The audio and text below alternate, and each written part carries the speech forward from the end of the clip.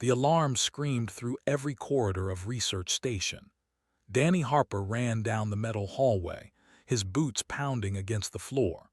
Behind him, he could hear the other scientists shouting and pushing toward the evacuation shuttles. "Move, move, move," Commander yelled somewhere ahead. His voice echoed off the walls, sharp with urgency. Danny's heart hammered in his chest. 3 years. He had worked at this station for 3 years, studying the deadliest creatures the galaxy had ever known, and now one of them was loose. The had broken free. Danny reached the main corridor and stopped. A crowd of aliens blocked the path ahead. Researchers from the collective scrambled over each other, their 6 legs clicking frantically. Tall, gray-skinned Vex officials pushed through the chaos, their usually calm faces twisted with fear. "Everyone to the primary bay's voice boomed over the intercom. "This is not a drill. The containment field is down. The is active. I repeat, the is active." Dr. Lisa Grant grabbed Danny's arm as she ran past. Her face was pale, her eyes wide. "Danny, we have to go now." "What happened?" Danny asked, following her into the crowd. "System failure. The backup generators didn't kick in fast enough. The field dropped for maybe 30 seconds, but that's all it needed." 30 seconds. That was all it took for the galaxy's most dangerous predator to tear through reinforced steel and break free. Danny had seen what it could do. He had watched the footage from previous capture attempts. 47 trained warriors from 4 different species, all dead within minutes. The creatures were massive, standing 3 meters tall at the shoulder.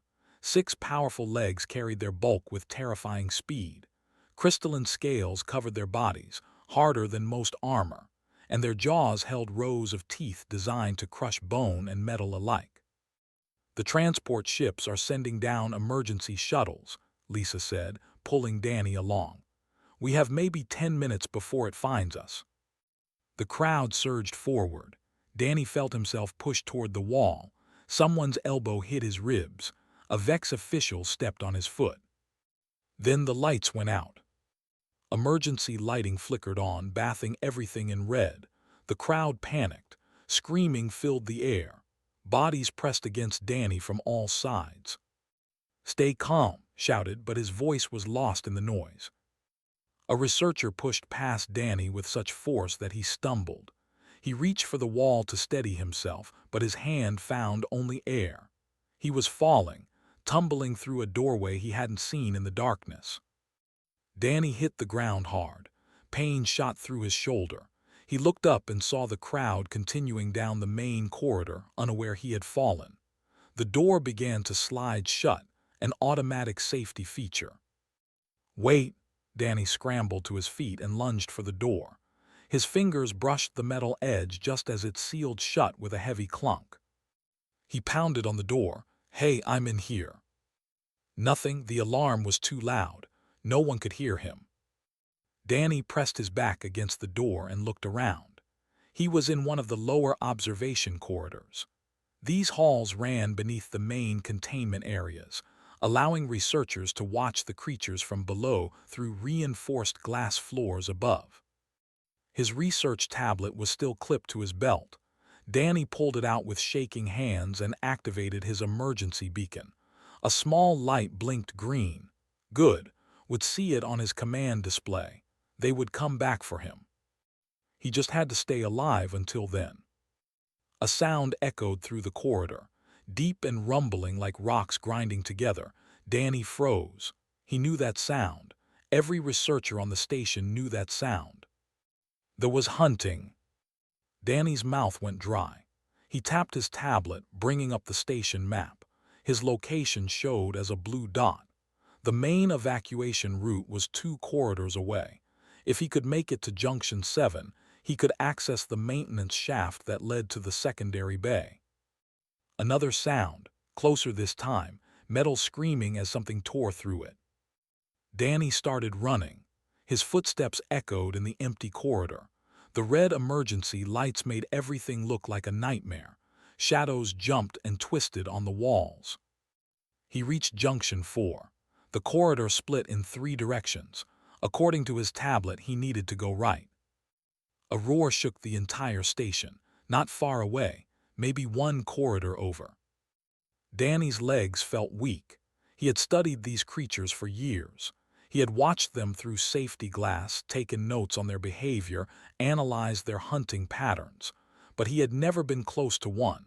No human had. No one who got close to a lived long enough to talk about it. He forced himself to keep moving. Junction 5, then 6, almost there. The corridor ahead was darker. One of the emergency lights had failed. Danny slowed down, squinting into the gloom. Something moved in the darkness. Danny stopped. His breath caught in his throat. He raised his tablet, using its dim screen as a light source. Two eyes reflected the glow, large eyes glowing with an inner light. They were fixed directly on him. They stepped into the red emergency lighting. It was even bigger than Danny had imagined. Its crystalline scales caught the light, making it look like it was covered in blood-red jewels. 6 powerful legs, each ending in claws that could tear through steel. A massive head with a jaw that could swallow a person whole. Danny couldn't move. His body refused to respond. Every instinct screamed at him to run, but his legs wouldn't work. The creature moved closer. Its footsteps were surprisingly quiet for something so large, each step precise and controlled, a hunter's walk. Danny's hand shook so badly he nearly dropped his tablet. He should try to run. He should do something. But what was the point? This thing had killed trained warriors. What chance did an unarmed scientist have? He thought of his sister Amy back on Earth. She had begged him not to take this assignment. "It's too dangerous," she had said. "Please, Danny, find something safer." He should have listened. There was 5 meters away now, 4, 3. Danny could see every detail of its face, the rows of teeth, the powerful muscles moving under its scales, the intelligence in those glowing eyes. He was going to die. In the next few seconds, this creature would kill him, and no one would even recover his body. Danny closed his eyes. The stopped directly in front of him. He could feel its breath, hot and heavy, washing over him. He waited for the pain, for the teeth, for everything to end. But nothing happened. Slowly, Danny opened his eyes. It was staring at him. Its massive head was level with his chest. Those glowing eyes looked directly into his own. And then the creature made a sound Danny had never heard before. Not a roar, not a growl. It was whimpering. Danny stood frozen, his back pressed against the cold wall. There was less than a meter away, close enough that he could see his own reflection in its crystalline scales. The creature's hot breath washed over him in steady waves. The whimpering sound came again, soft, almost pitiful. It didn't match the massive predator standing before him. Danny's mind raced. This wasn't right. According to every report, every study, every piece of data they had collected, attacked immediately. They showed no hesitation, no mercy. They killed everything they encountered. But this one wasn't attacking. The creature shifted its weight. Its massive head tilted slightly, studying Danny with those glowing eyes. There was something in that gaze. Something Danny recognized from his years working with animals back on Earth before he had joined the station. Fear. There was afraid. "Easy," Danny whispered. His voice came out rough and shaky. "It's okay."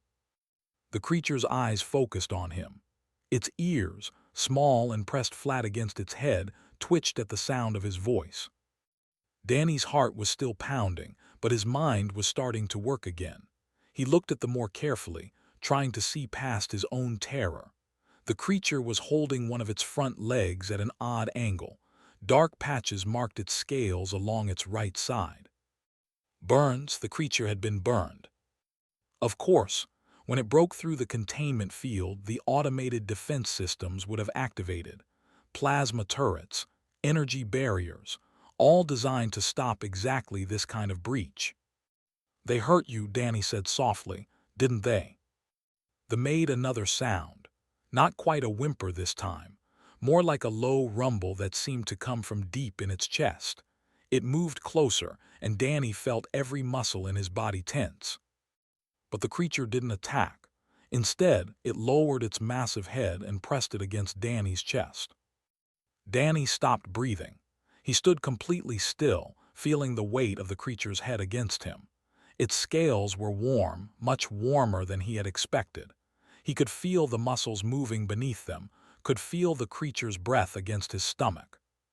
This was impossible. This couldn't be happening. Didn't do this. They didn't seek comfort from other beings.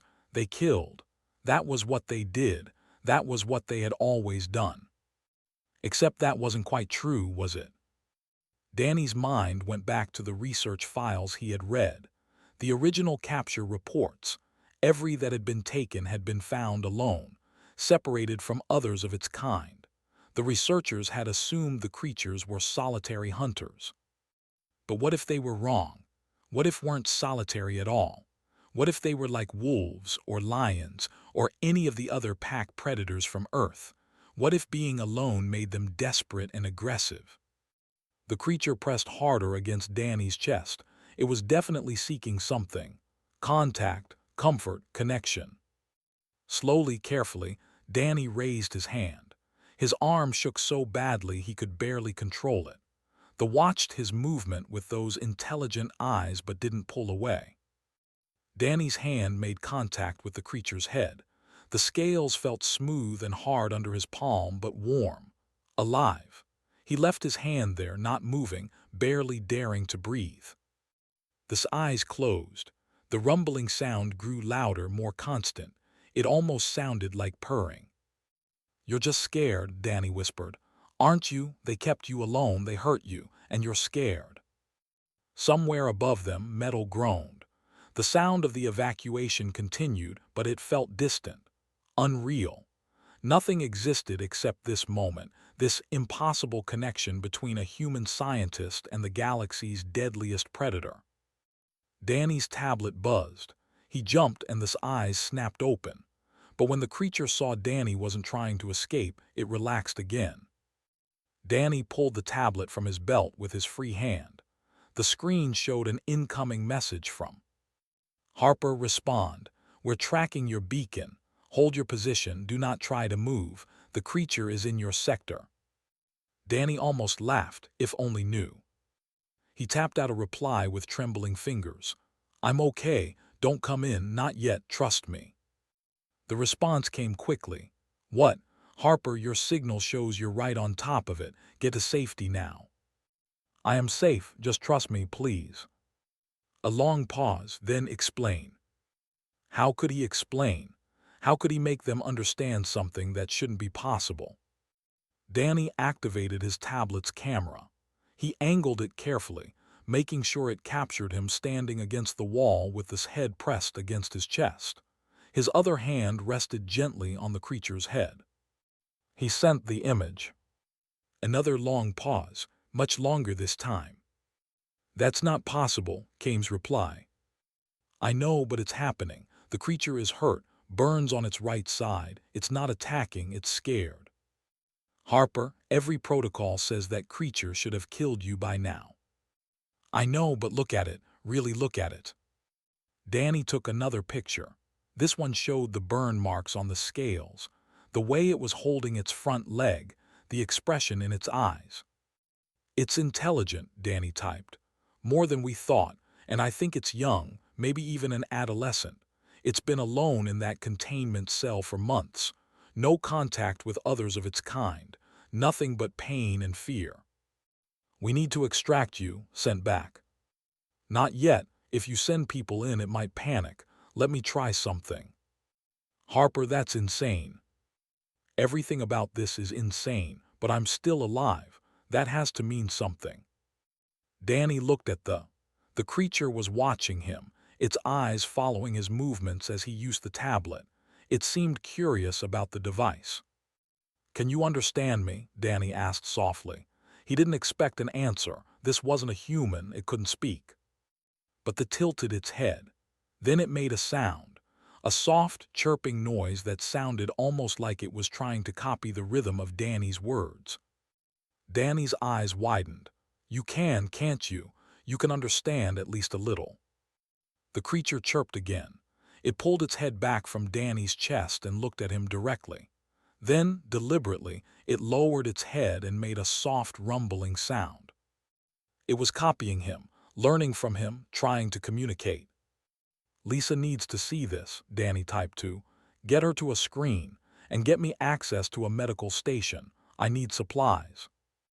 Medical supplies for what? To treat its wounds.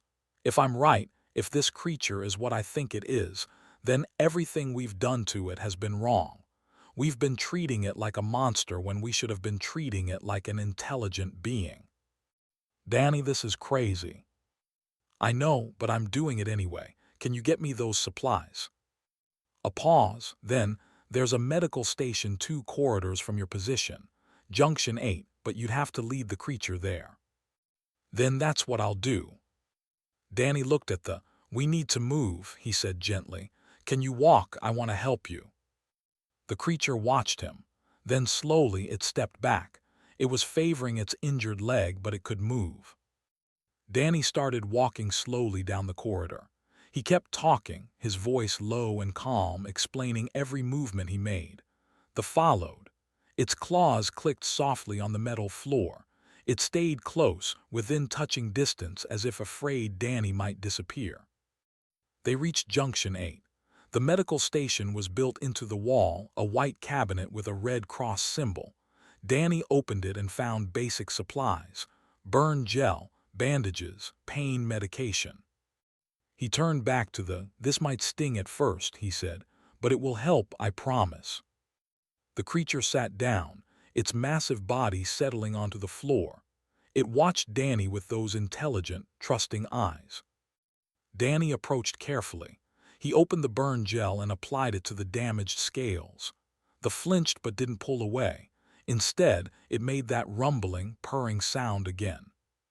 Above them, on the evacuation ships, and Lisa watched the security footage in stunned silence. Other researchers gathered around the screens. Alien officials from a dozen species pressed close, trying to see what was happening. A human was treating us wounds, and the creature was letting him. It should have been impossible, but there it was, happening right before their eyes. Everything they thought they knew about was wrong. Danny worked carefully, spreading the burn gel across the damaged scales. The creature held perfectly still, only flinching slightly when he touched the worst of the burns. Its eyes never left him, tracking every movement with intense focus. Almost done, Danny said softly. He had been talking to the creature for the past 20 minutes, keeping his voice calm and steady. Just a little more. His tablet buzzed constantly. Messages from Lisa, from station officials he had never even met. Everyone wanted updates. Everyone wanted to know how he was still alive. He ignored most of them. Right now, nothing mattered except the creature in front of him. They made a soft chirping sound. It had been making these sounds more frequently, as if trying to communicate. Sometimes the chirps matched the rhythm of Danny's words. Other times they seemed to be questions, rising in pitch at the end. "You're trying to talk to me, aren't you?" Danny asked. He finished applying the gel and stepped back to examine his work. The burns were covered, the medication already working to ease the pain. "I wish I could understand you better." The creature stood up. For a moment, Danny's heart jumped, old fear surging back. But the simply moved closer and pressed its head against Danny's chest again. The same position as before, seeking comfort and contact. Danny placed his hand on the creature's head. His fear had faded, replaced by something else. Curiosity, wonder, and a growing sense of anger at what had been done to this intelligent being. His tablet buzzed with a new message. This one was from Lisa. "Danny, I've been reviewing the facility records. You need to see this." A file transfer request appeared on his screen. Danny accepted it and dozens of documents flooded his tablet. Research reports, containment logs, medical records.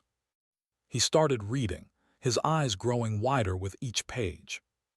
The currently at the facility wasn't the first. Over the past 2 years, 7 others had been captured and brought here. All of them had died in captivity. The official reports said they died from injuries sustained during capture, but the medical logs told a different story. Starvation, stress, self-inflicted wounds from throwing themselves against containment walls. One had simply stopped eating and died within 3 weeks. Danny felt sick. He kept reading. The containment protocols were brutal. Complete isolation, no enrichment, no social contact. The researchers had used pain compliance training, electric shocks and energy weapons to control the creature's behavior. They had assumed they were too aggressive for any other approach. But what if the aggression was a response to the treatment? What if these creatures needed social contact the same way humans did? What if isolation was literally driving them insane? They weren't studying you, Danny said, looking at they were torturing you. The creature's eyes met his. Danny could have sworn he saw understanding there. Not just animal awareness, but real comprehension. Another message from Lisa. The young one with you has been in isolation for 4 months, captured when it was barely mature.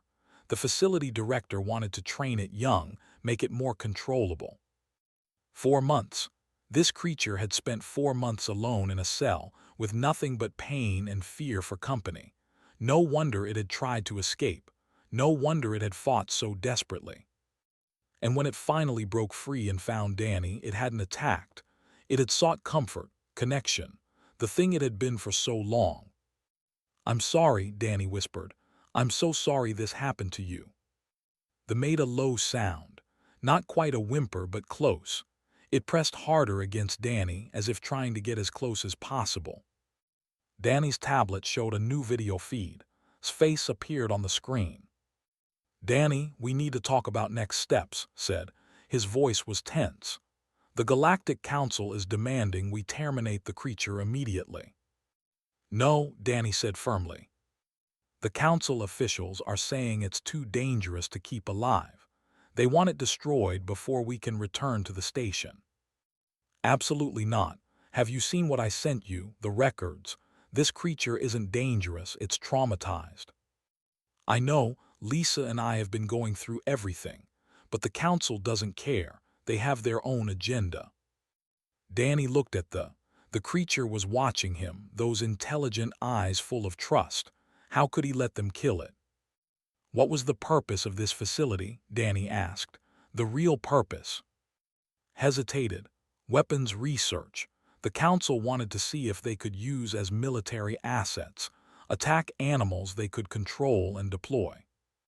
And when they couldn't control them, they decided the species was too dangerous to exist." "Danny, I don't like it either, but we're not in charge here." "Then we need to make them understand. They need to see what I'm seeing." Danny activated his tablet's camera and started recording. He kept the view steady, showing the pressed against him, calm and peaceful. "This is what a really is," Danny said into the camera. "Not a mindless killer, not a weapon, an intelligent being that was scared and alone. Watch." He gently pushed the creature back a step. The looked confused, but Danny held up his hand, palm out. "Stay," he said, making the gesture clear. The sat down, its 6 legs folding beneath its massive body. It waited, watching Danny expectantly. "Good," Danny said. He took 3 steps back. "Stay." The creature remained sitting, though it clearly wanted to follow. Its whole body was tense, ready to move. Danny smiled. "Come." The launched forward, moving so fast it was a blur, but it stopped right in front of Danny, gentle and controlled. It pressed its head against his chest again, making happy chirping sounds. "Did you see that?" Danny asked the camera. "That's not aggression. That's intelligence. That's an animal that can learn and respond and connect. Everything you think you know about this species is wrong." He ended the recording and sent it to. "Show that to the Council. Show them what's actually happening here." Minutes passed. Danny could hear voices in the background of end, arguing, some in languages he didn't recognize. finally came back on screen. The council is divided. Some want to see more proof. Others want to send in military units immediately. Tell them I'm not leaving this creature. If they send troops, they'll have to go through me. Danny, don't do anything stupid. I'm not. I'm doing the only thing that makes sense. This creature trusted me. I won't betray that trust. Lisa's face appeared on the screen next to his. Danny, I'm coming down there. With food. If we're going to prove this creature isn't dangerous, we need to show it can interact safely with multiple people. Lisa, no, it's too risky. You did it. I can too. Besides, I've been studying your footage. That creature is showing classic social bonding behavior. It needs contact with others. If we're right about them being pack animals, it will respond well to more humans. Danny looked at the, what do you think? Can you be gentle with my friend too? The creature tilted its head, ears perked forward. It made a questioning chirp. I'm going to take that as a yes, Danny said. He spoke into the tablet. Okay, Lisa, but move slowly. Let it see you coming, and bring something it can eat. Already prepared. I'm taking the maintenance shaft down to your level. I'll be there in 5 minutes. Danny spent those 5 minutes preparing the. He kept talking to it, explaining that another person was coming.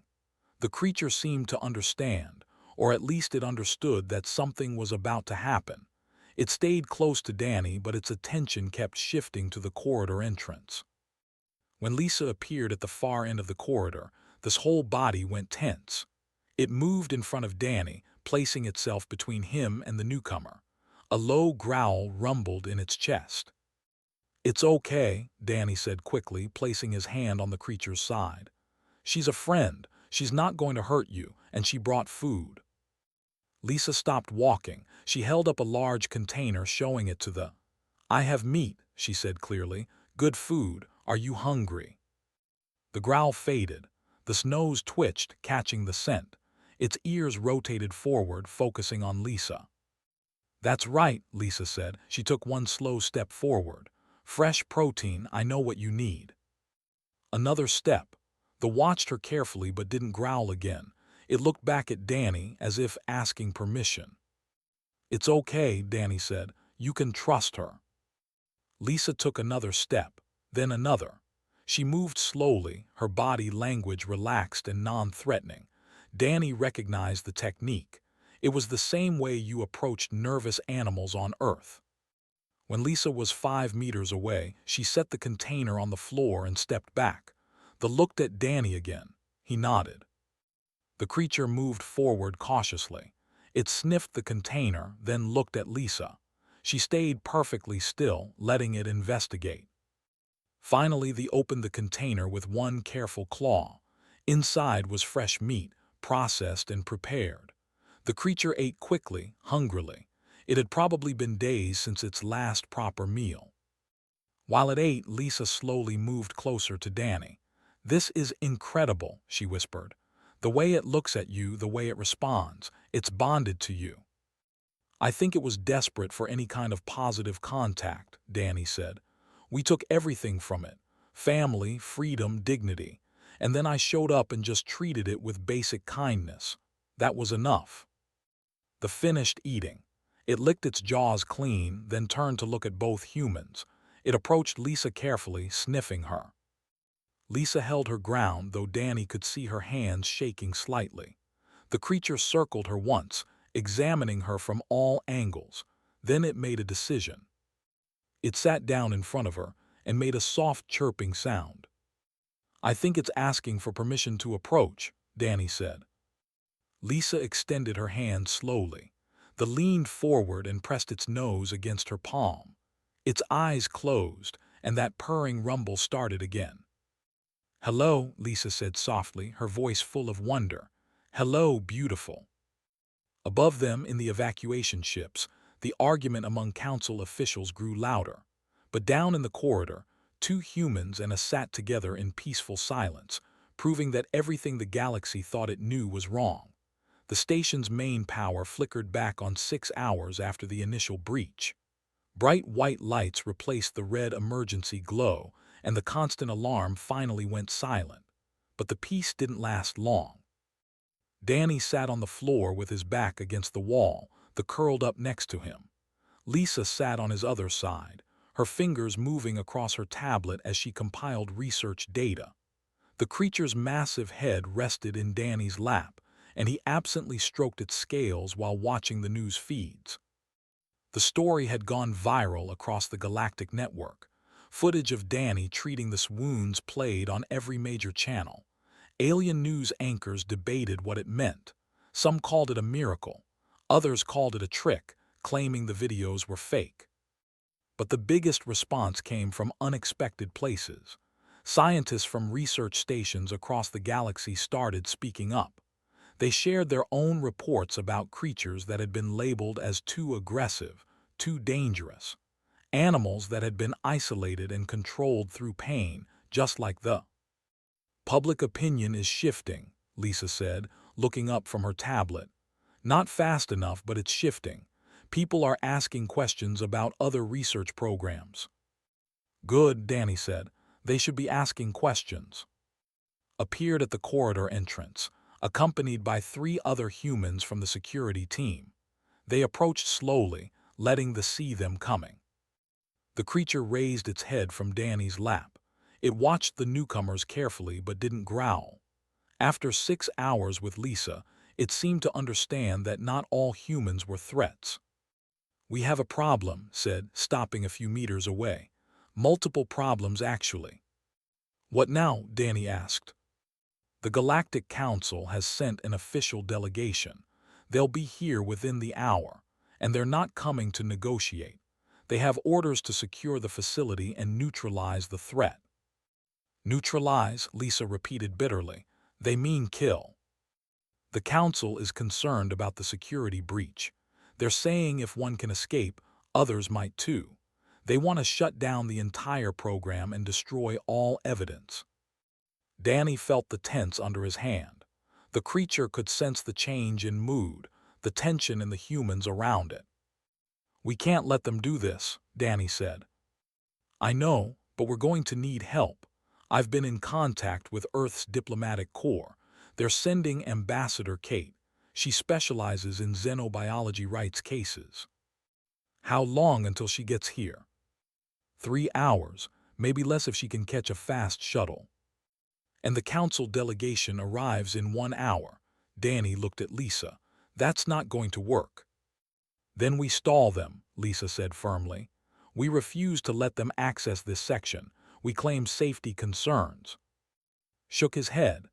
They'll override any locks we put in place, and if we physically block them, they can charge us with obstruction. We could lose our licenses, maybe even face criminal charges. I don't care about my license, Danny said. This creature trusted us. We're not abandoning it. They made a soft sound and pressed closer to Danny. Its eyes moved between the humans, picking up on the stress and worry in their voices. Easy, Danny murmured, stroking its head. It's okay, we're going to figure this out.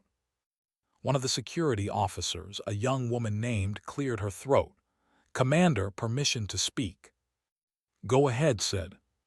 The security team has been watching the feeds, all of us, and we've been talking. She glanced at her colleagues, who nodded. If you need people to stand between that creature and the council troops, you've got us. We're not going to let them kill it. Danny felt a surge of gratitude. Thank you. She's not alone, another officer added, a man named Greg. We've been getting messages from researchers in other departments. A lot of people are angry about what happened here, about what's been happening for years. They want to help. His expression was conflicted.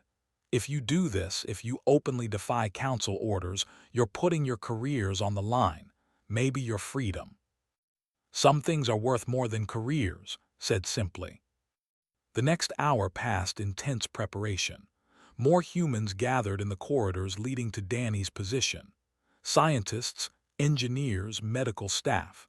Over 30 people in total, all volunteering to stand against the council's orders. Lisa used the time to compile everything they had learned. Medical records, behavioral observations, footage of this gentle interactions with humans. She built a complete case proving that the creatures weren't the monsters the council claimed. If we can just get Ambassador here before they try anything violent, we might have a chance, Lisa said. She has the authority to call for a formal investigation. That would put everything on hold. Assuming the council respects that authority, Danny pointed out. They have to. Earth is a council member. They can't just ignore our diplomatic representatives. They had been growing increasingly agitated as more humans arrived and the tension built. It stayed close to Danny, occasionally making worried chirping sounds. He did his best to calm it, but the creature could sense that something bad was coming. At exactly 1 hour, new figures appeared at the far end of the main corridor. Not humans this time. The council delegation had arrived. There were 5 of them, 2 Vex, tall and gray-skinned with large black eyes. 2, their bodies covered in ceremonial armor, and leading them a commander, a species known for their military prowess and their absolute adherence to orders. The 4 arms held various weapons. His scaled face showed no emotion as he approached the human barricade. "I am Commander Zax of the Galactic Council Security Forces," he announced, his voice amplified by a translator device. "This facility is now under Council authority. All personnel are ordered to evacuate immediately." "Step forward. This is a human research station. You have no jurisdiction here." "This station is funded by Council grants and operates under Council charter. That gives us full authority. Now evacuate, or we will remove you by force." "We're not going anywhere," said, moving to stand beside. The other humans shifted closer, forming a solid line. Zax's eyes narrowed. "You are interfering with official council business. That is a criminal offense. So is conducting illegal weapons research on sentient beings," Lisa called out. "We have evidence of systematic abuse and torture. Evidence that will be turned over to Earth's diplomatic corps and made public across the galaxy. Those records are classified council property." "Not anymore," Danny said, standing up. He immediately moved to his side. "We've already transmitted copies to multiple locations. You can't suppress this."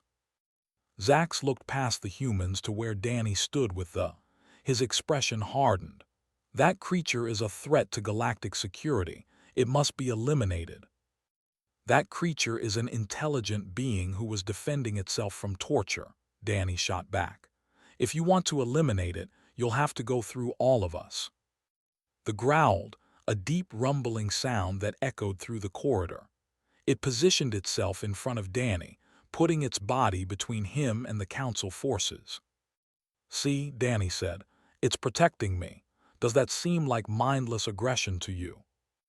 Zax raised one of his weapons. "Final warning, evacuate now or face the consequences." Nobody moved. The tension stretched. Seconds felt like hours. Danny's heart pounded in his chest. The muscles were coiled tight, ready to fight if necessary. Then a new voice cut through the silence. "Commander Zax, stand down immediately." Everyone turned. A human woman strode down the corridor, flanked by 2 diplomatic guards. She wore formal Earth diplomatic robes, and her expression was absolutely furious. "Ambassador," Zax said, lowering his weapon slightly, "this is a security matter." "This is a diplomatic incident," Kate corrected sharply. "One that could damage Earth's relationship with the Council significantly. Lower your weapons and step back. Now." "The Council has ordered the elimination of that creature." "Then the Council will have to wait while I conduct an official investigation. As the ranking Earth diplomatic representative in this sector, I have the authority to freeze any Council actions involving human personnel or facilities. Consider this investigation officially opened." Zax's jaw tightened. "This is highly irregular." "What's irregular is conducting weapons research without proper oversight. What's irregular is torturing sentient creatures. What's irregular is threatening to execute unarmed scientists who are trying to prevent further abuse. Kate walked forward until she stood between the Council forces and the human barricade. I will be filing formal charges against everyone involved in this facility's operations. The creature will remain under Earth's protection pending a full inquiry.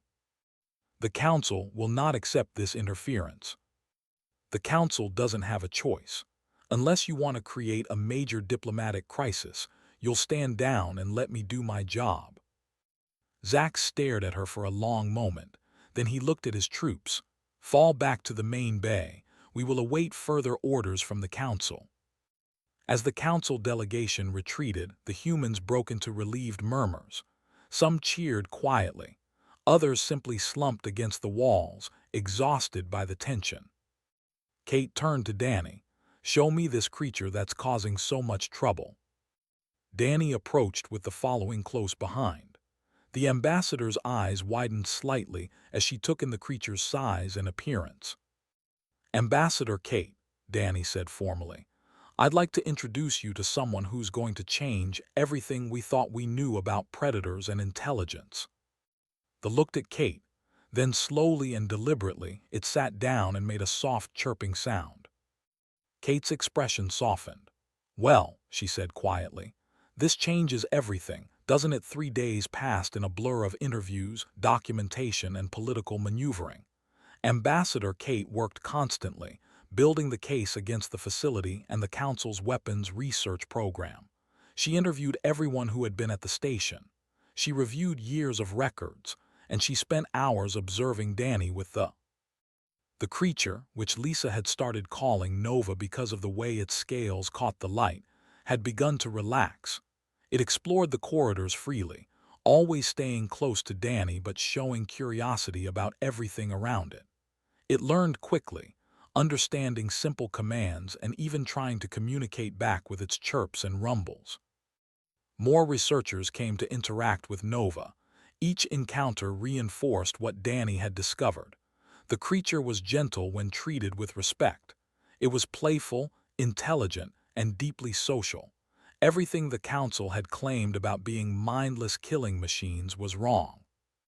On the 4th day, Kate called a meeting in the station's main conference room. Danny attended with and Lisa. Nova waited outside with and Greg, who had volunteered to keep it company. Kate stood at the head of the table, her expression serious. I've finished my initial investigation. The evidence is overwhelming. This facility violated dozens of galactic treaties regarding the treatment of intelligent species. The Council's weapons research program is illegal under their own laws. So what happens now? Danny asked. I'm recommending that Earth formally withdraw from the Council's military research initiatives. We'll also be calling for a full review of all facilities conducting similar research. She pulled up a holographic display showing dozens of stations scattered across the galaxy. There are at least 30 other programs that need investigation. That's going to make us very unpopular with the Council, said. Probably, but some things are more important than popularity. Kate looked at Danny. Which brings me to the main issue. What do we do about Nova? We need to return it to its home world, Danny said immediately. To its family if possible. I agree, but the Council is fighting this hard. They claim are too dangerous to allow to roam free. Then we prove them wrong, Lisa said. She pulled up her own data display. I've been researching home worlds. Their native planet is called. It's in the outer rim, barely explored. But we have satellite data showing large populations living in complex social groups. Pack structures, Danny said, looking at the images. Just like I thought.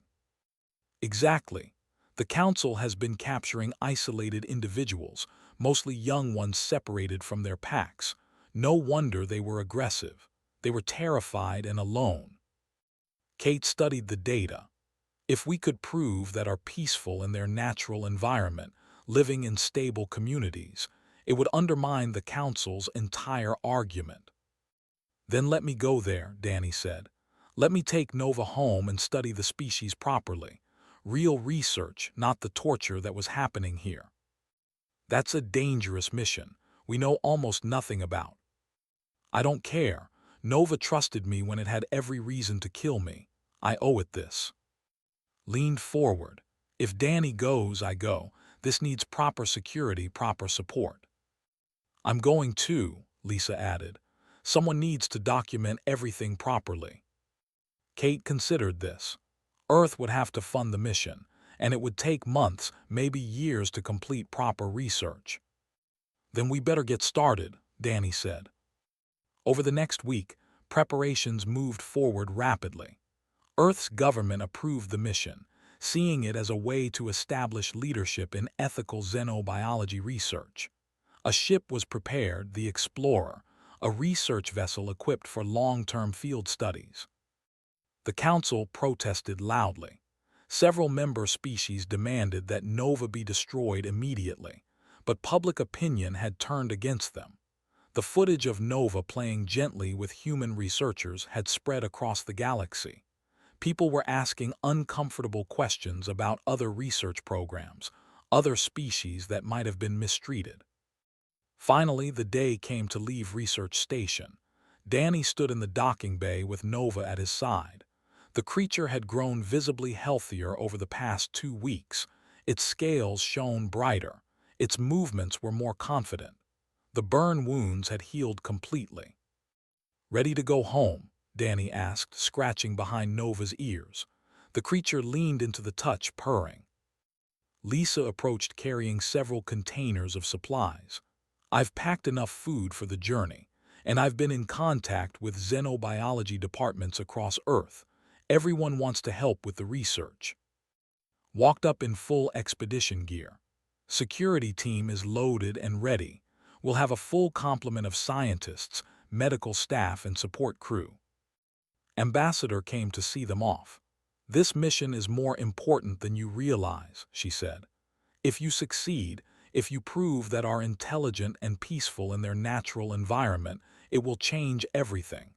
Not just for them, but for how the galaxy approaches all predator species." "No pressure," Danny said with a slight smile. "You'll do fine, you've already done the impossible." Kate looked at Nova. "Take care of him." Nova chirped and pressed its head against her hand briefly. Then it turned and walked toward the Explorer's loading ramp. It paused at the entrance and looked back at Danny, waiting. "Coming," Danny called.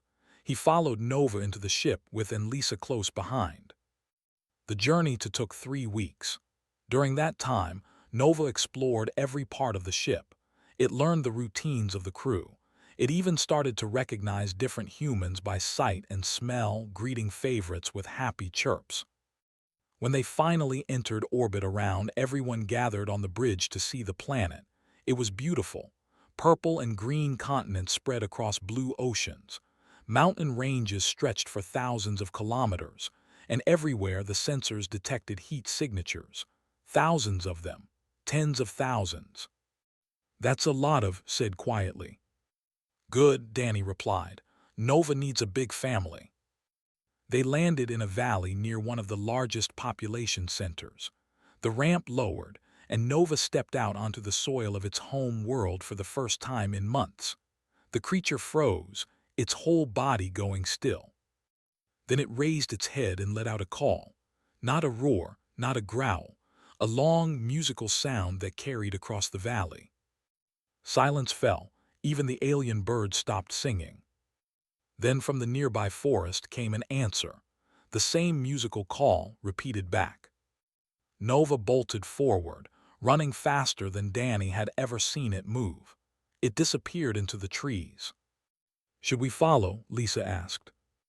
"Not yet," Danny said. "Let it reunite with its family first." They waited. An hour passed, then 2. Danny started to worry that Nova wouldn't come back.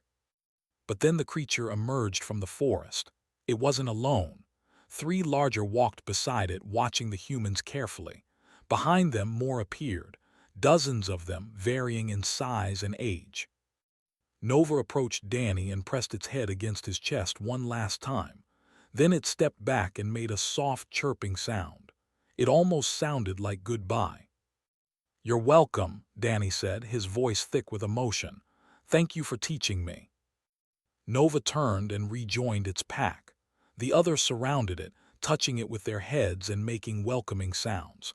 After a moment, the entire group disappeared back into the forest. Over the following months, the research team established a permanent camp. They observed them from a distance, documenting their behavior. What they found exceeded all expectations. Lived in extended family groups of 20 to 50 individuals. They hunted cooperatively. They cared for each other's young. They had complex vocalizations that seemed to function as language. They even created art, using their claws to carve intricate patterns into rock faces. They were not monsters. They were people just different from humans. Nova visited the camp regularly, bringing other pack members to meet the humans. Slowly, carefully, trust built between the two species. Some even started following researchers on their surveys, curious about the strange two-legged creatures who spoke softly and moved carefully. 6 months into the mission, Danny stood at the edge of camp watching sunset paint the sky purple and gold. Nova lay beside him, its massive bulk warm against his side. 3 younger played nearby, wrestling and tumbling over each other while their parents watched indulgently. Lisa joined them, carrying her ever-present tablet. "I just got word from Earth. The Council has officially shut down the weapons research program. All captured are being returned to." "How many?" Danny asked. 12 survived. They're bringing them here next month. Nova will be happy to have more pack mates. The Council is also establishing new protocols for studying predator species, everything based on your initial observations. Respect, gentleness, social needs. Lisa smiled. "They're calling them the Harper Protocols." Danny laughed. "That's ridiculous." "No, it's not. You changed everything, Danny. You proved that compassion isn't weakness, that understanding matters more than force." Nova raised its head and made a soft sound. In the distance, its pack called back, summoning it home for the evening hunt. "Go on," Danny said, scratching behind its ears one last time. "Your family's waiting." Nova stood and stretched. It looked at Danny with those intelligent, knowing eyes. Then it chirped once, a sound that meant friendship and trust and gratitude all mixed together. And then it was gone, running to join its pack as the sun set over. Danny watched it go, feeling a sense of peace settle over him. When he had stood in that corridor facing certain death, he never could have imagined this outcome. That one moment of kindness, one choice to offer comfort instead of fear, had changed not just his life but the fate of an entire species. "Ready to head back to camp?" Lisa asked. "In a minute," Danny said. "I just want to watch them a little longer." In the purple twilight, the pack moved through the forest. Their calls echoed across the valley, complex and beautiful. A song of family, of home, of the connection that could exist between very different beings when fear gave way to understanding.